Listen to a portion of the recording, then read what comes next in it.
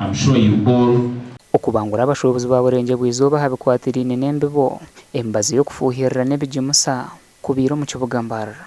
Joel Kakayire orukwebembere kitongore cya African Fertilizer and Agribusiness Partnership nagira ngo bwanyuma yo kureba imihendo y'ebijimusa embazi y'ebihingwa nembibo kutemba nicyo kibaretire baruga yo kwera abashubuzi aba obwe bari kubacendereza ha mihendo. Twalabange emiwendo gyekalamye nnyo ez'ebijimusa ensigo.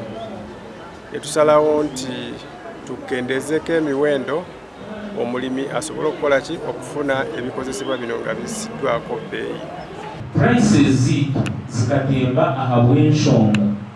Fertilizer yitwa tugiguza emitwaro 14 n'ecweka 15, which is the range n'ey'abandi bakizeki barimu. Konka tujja twafuna ekizibu kija covid hagarako mu covid hatandika n'olutalo lwakahi lwayikurira Russia. Obucweka nkaga harigana bw'embazi ebijimusa nembibo y'ebihingwa biruguzibwa mu katare ningasho mu maduko mu ihanga rya Uganda mingi neberi y'ebicupuri ekero kuretera abahingi bayongera kuferwa munonga. Shanga mu ebizibu twabana tuguze embazi ejo hamwe hariho embazi y'ebicupuri shanga omubaso nukushobora nga hati abaho abantu abagucukura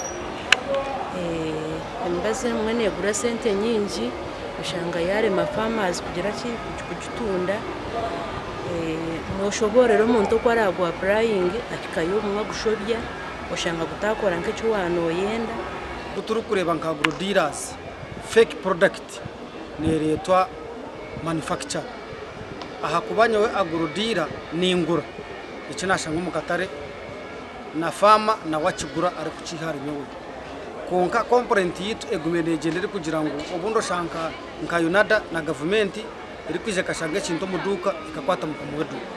Enshonga yo kurwanisa baruguze embazi embibo n'ebijimusa bitara hamutindo mu ruburenge bw'izoba. Vincent Mugabo ryo muhingisa habo Rembo rwa Mbarara nagira ngo bagerizeho kurwanisa abo bona bina maduka agatine bihandiko. Ngo muri Mbarara state yona tuine edukisha tuzonka umaduka 28 agitwine aga registered na state council agine ebishanirizo byo guzembaza agasigara tigabyina Gashakwa Christopher Hebisibwe.